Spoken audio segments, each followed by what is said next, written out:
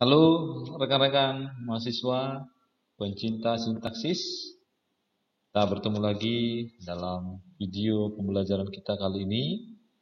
Nah, rekan-rekan, pada hari ini kita akan membicarakan lanjutan dari analisis kalimat.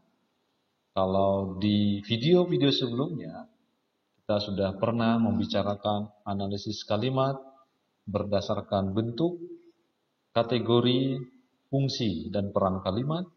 Nah, kali ini rekan-rekan mahasiswa, kita akan mendiskusikan satu topik analisis kalimat efektif.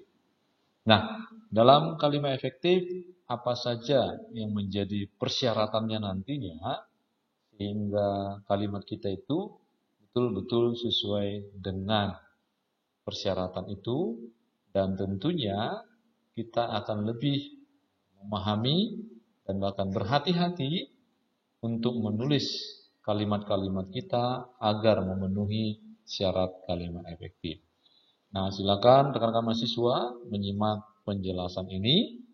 Semoga Anda memahami dan mendapatkan informasi baru atau mempertajam pengetahuan Anda dari apa yang nantinya saya jelaskan. Dan jikalau ada pertanyaan, boleh diajukan saat kita ada pertemuan sinkronus.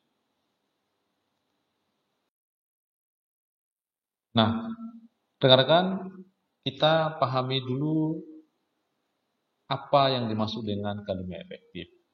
Kita lihat terlebih dahulu konsep dasar kalimat efektif itu, sehingga kita bisa melihat seperti apa sebenarnya nantinya kalimat efektif itu berdasarkan syarat-syarat yang harus dipenuhinya.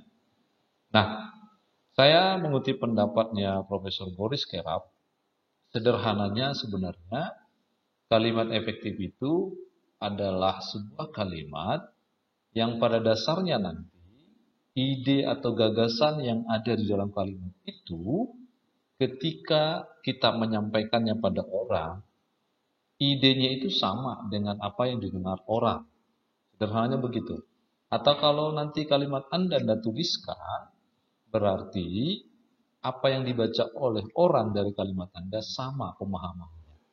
Jadi Anda harus bisa memastikan dengan kalimat yang kita tuliskan nanti antara persepsi kita sebagai penulis misalnya dan persepsi orang yang membacanya harus sama. Maka saat itulah disebut kalimat efektif. Atau persepsi kita saat kita melisankan apa yang kita sampaikan dan ada orang yang menyimak sama juga pengertian dan pemahamannya, saat itu juga dinamakan kalimat efektif. Jadi ini hanyalah persoalan pemahaman. Kalau terjadi perbedaan pemahaman atau terjadi multitafsir pemahaman atau makna ganda, maka jangan-jangan kalimat kita itu, struktur bangunan yang kita bangun yang dinamakan kalimat itu, ternyata bukanlah kalimat yang efektif. Nah, inilah yang perlu kita nanti lihat. Supaya kalimat kita efektif, seperti apa kita harus menuliskannya, dan seperti apa pula syarat-syaratnya. Nah, untuk melihat seperti apa kalimat kita itu efektif, maka minimal rekan-rekan mahasiswa ada 7 syarat yang harus dipenuhi supaya kalimat kita itu efektif. Entah kalimat Anda nanti dilisankan, tapi yang paling umumnya adalah kalimat kita nanti dituliskan, maka 7 syarat ini saya sebut 7 syarat minimal. Walaupun di luar dari 7 syarat ini masih perlu kita gali, kita cari, ya, atau kita kembangkan barangkali dari 7 syarat ini, pasti akan menjadi dasar pemenuhan bahwa kalimat kita itu efektif. Nah, syarat yang pertama kita sebut kesatuan gagasan atau dinamakan nanti ini kohesi, atau kesatuan gagasan. Yang kedua ada yang kita sebut nanti koherensi atau ini kita sebut kepaduan. Ya, nanti kita akan bahas. Yang ketiga, logis, nalar ya, masuk akal. Artinya dengan penalaran manusia, kalimat yang kita ciptakan itu masuk akal, berterima dengan akal sehat. Yang keempat, ada syarat kehematan, ya, ada ekonomisasi kata. Jadi kata-kata yang nanti kita gunakan harus hemat, ya, tidak perlu berlebihan. Kalau memang satu kata cukup mewakili kata yang lain, mengapa tidak, ya? Jadi kita tidak perlu banyak-banyak. Atau kecermatan, ya, bagaimana konsep kecermatannya? Penggunaan kecermatan pilihan kata, kelas kata yang sama nanti akan kita lihat. Lalu kesejajaran, ya, kita akan lihat juga nanti konsep kesejajarahan, khususnya nanti proses penyembuhan yang kita pakai apakah bentuknya sudah sejajar, atau yang berikutnya tentang kesesuaian dengan EBI. Nah, kesesuaian dengan EBI ini cukup banyak ya, karena bicara EBI cakupannya kan banyak ya. Bagaimana misalnya tentang proses pembentukan kata yang dituliskan, kata-kata bakunya misalnya gitu ya. Lalu bagaimana juga nanti proses diksi-diksi yang kita pakai, tanda-tanda baca, punktuasi yang kita gunakan, penyerapan-penyerapan kata dari bahasa asing misalnya, itu ada ketentuan-ketentuan ya melalui ejaan bahasa Indonesia atau EB. Nah, 7 syarat ini merupakan syarat utama ya sewaktu kita nanti mempersiapkan kalimat-kalimat kita dalam bentuk lisan dan tulisan supaya terpenuhi menjadi kalimat yang efektif. Nah, kita bicarakan yang pertama dulu, ya. Ada syarat kesatuan gagasan. Nah, syarat kesatuan gagasan ini intinya nanti sebenarnya ya sama seperti penjelasan saya sewaktu Anda mempelajari video sebelumnya, yaitu tentang fungsi struktur jabatan kalimat, ya. Atau ini syarat kohesi, kesatuan gagasan. Artinya apa? Bahwa di dalam sebuah kalimat, ya, keharmonisan struktur gramatikal kalimat itu harus ada, ya. Bagaimana fungsi-fungsi jabatan kalimat, subjek, predikat, objek, pelengkap dan keterangan itu harus jelas. Terutama nanti kalau kalimat yang kita sampaikan itu berupa kalimat tulisan. Kalau lisan itu bisa terbantu dengan mimik, intonasi, ya, dan tentunya adalah komunikasi nonverbal kita. Ya. Itu bisa terbantu, bisa dipahami dan tidak akan memunculkan perbedaan makna. Tapi kalau nanti dalam bentuk tulisan, maka kesatuan gagasan ini juga harus perlu kita perhatikan, melihat keharmonisan struktur gramatikal kalimat. Nah, ketepatan-ketepatan fungsi itu harus kita maknai dengan tepat. Ya, tentunya Anda harus mengenal saat kapan disebut subjek, kapan saat disebut nanti predikat, objek, ya, pelengkap dan keterangan. Nah, ketika kita menyusun strukturnya dengan tepat, maka sebenarnya kalimat itu adalah kalimat efektif. Nah, tapi dengan catatan rekan-rekan mahasiswa bahwa kalimat efektif yang kita maksudkan di sini minimal kehadiran struktur jabatan kalimatnya adalah subjek predikat. Itu minimal, ya, karena fondasi sebuah kalimat harus terlihat subjek predikat. Manakala salah satu di antara struktur ini tidak ada, maka itu sudah secara otomatis kalimat itu bukanlah kalimat yang efektif.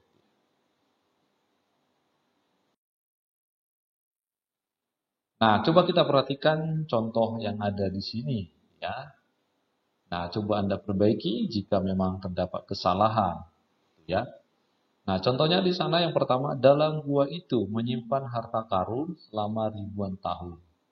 Maka tugas yang pertama adalah kita harus mampu membuat struktur jabatan kalimat, ya. Nah, lalu kita perhatikan apakah struktur jabatan kalimat di sini sudah jelas ada subjek, predikat, objek, pelengkap dan keterangan. Dengan catatan tadi minimal harus ada unsur subjek dan predikat sebagaimana fondasi sebuah kalimat. Nah, kalau kita buat strukturnya, ya, dalam gua itu, struktur jabatannya dalam gua, berarti ini kan keterangan tempat, ya.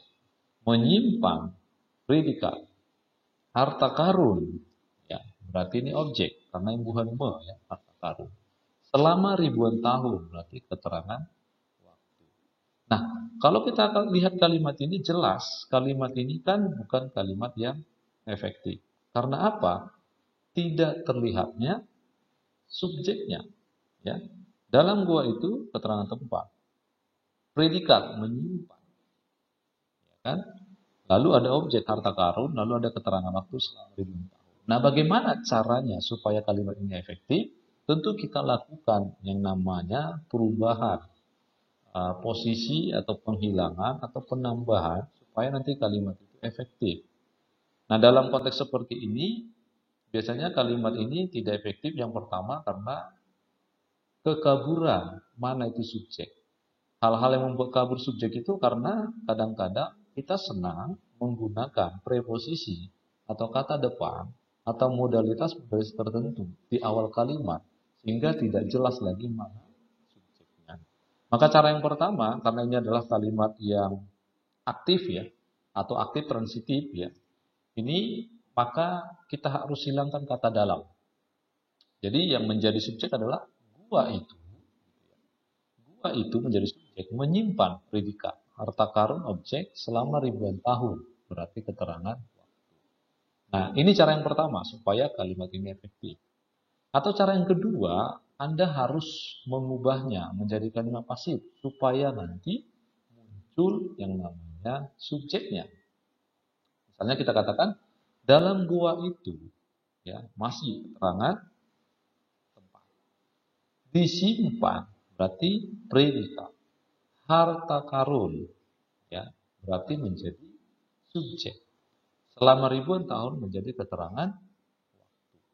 Nah, ini yang dinamakan nanti bentuk kalimat inversi ya. Kalimat inversi adalah kalimat yang predikatnya mendahului subjek. Ya. Dalam gua itu ya, itu berarti keterangan tempat menyimpan predikat. Harta karun menjadi subjek. Kalau kita ubah sebenarnya bisa. Harta karun disimpan dalam gua itu selama ribuan tahun. Baru itu berterima dan itu kalimat efektif. Karena apa? Sudah muncul minimal subjek predikat. Nah, itu contoh analisis yang kalimat yang pertama. Nah, kita lanjut kalimat yang kedua. Di sana ada kalimat mahasiswa berprestasi itu sedang ke Jakarta untuk melanjutkan pendidikannya. Nah, kalau kita lihat, tentu apakah sudah ada minimal struktur subjek predikat, harmonisasinya? Mahasiswa berprestasi itu, berarti kita buat kategori subjek. Sedang ke Jakarta. Nah, ini sepertinya ada yang hilang. Ya kan? Sedang ke Jakarta. Harusnya di sana kita katakan sedang pergi. Gitu ya. Sedang pergi berarti hadir predikat. Ke Jakarta untuk melanjutkan pendidikannya bisa kita katakan ini keterangan tempat. Baru nanti kalimat ini merupakan kalimat yang efektif. Jadi di sini hilang predikat, ya, sehingga tidak jelas predikatnya. Maka kita harus ubah seperti tadi. Nah, kita lanjut kalimat yang ketiga. Lukisannya yang terkenal sepanjang masa dan hebat itu Mona Lisa. Nah, kalau kita lihat konstruksi seperti ini, rasa-rasanya tidak terlihat juga predikatnya. Karena apa? Ini hati-hati ya, biasanya penggunaan konjungsi yang itu bisa mengaburkan. Karena konjungsi yang itu kan memperjelas atau menambah penjelasan atribut dari kata lukisan. Maka subjeknya itu sebenarnya adalah sampai kita katakan lukisannya yang terkenal sepanjang masa dan hebat itu semuanya subjek. Nah, Mona Lisa harus Anda tambahkan supaya jelas predikatnya. Karena kalau hanya Mona Lisa tidak jelas, ini bisa menjadi subjek, bisa menjadi juga nanti mungkin objek ya. Tapi dalam konstruksi seperti ini salah. Kita harus mengubahnya. Lukisan yang terkenal sepanjang masa dan hebat itu subjek bernama Mona Lisa. Anda harus tambahkan seperti itu supaya terlihat bernamanya itu menjadi predikat Mona Lisa. Nah, kalau bernama ibuhan berarti pelengkap, Mona Lisanya pelengkap, bukan objek ya. Tentu Anda masih ingat perbedaan objek dan pelengkap seperti yang saya jelaskan dalam video-video sebelumnya. Oke. Atau kalimat yang terakhir, sekolah satu atap yang indah dan luar biasa itu di antara dua pinggiran jalan raya. Nah, ini juga bukan kalimat yang efektif ya. Mengapa? Karena kalau kita perhatikan, di sini ada kehilangan predikat. Harusnya seperti apa? Sekolah satu atap yang indah dan luar biasa itu, ini harus masih menjadi struktur subjek. Harus Anda tambahkan predikatnya. Apa yang predikatnya? Bisa Anda tambahkan terletak atau berada gitu ya. Jadi terletak atau misalnya Anda ganti berada di antara dua pinggiran jalan raya. Baru jelas hadirnya minimal subjek predikat. Nah, begitu caranya. Jadi syarat yang pertama itu kohesi harus terlihat keharmonisan. Bagaimana nanti hadirnya subjek predikat minimal ya dalam sebuah kalimat itu subjek predikat menjadi syarat utama yang disebut dengan kohesi. Nah, Anda bisa menemukan atau mencari contoh-contoh lain untuk syarat yang pertama ini. Nah, kita lihat syarat yang kedua, ada syarat kepaduan atau koherensi. Nah, kepaduan atau koherensi artinya begini, bahwa tadi struktur jabatannya sudah ada, tapi harus memiliki hubungan timbal balik di antara unsur-unsur pembentuk kalimat itu. Dengan kata lain, kita harus betul-betul berhati-hati, jangan sampai meskipun semuanya subjek, predikat, objek, pelengkap, dan keterangan ada, tapi itu belum tentu kalau nanti tidak ada hubungan timbal balik antara subjek dengan predikat, predikat dengan objek, objek dengan pelengkap, pelengkap dengan keterangan. Jadi harus terlihat hubungan timbal balik. Jadi tidak harus memaksakan bahwa semuanya harus ada, tapi bagaimana ya proses pembentukannya, hubungan timbal baliknya jelas atau tidak, gitu ya. Oke, kita akan lihat nanti beberapa contoh. Nah, apa yang membuat sebuah kalimat itu tidak padu ya, tidak koheren? Nah, ketidakpaduan itu biasanya yang pertama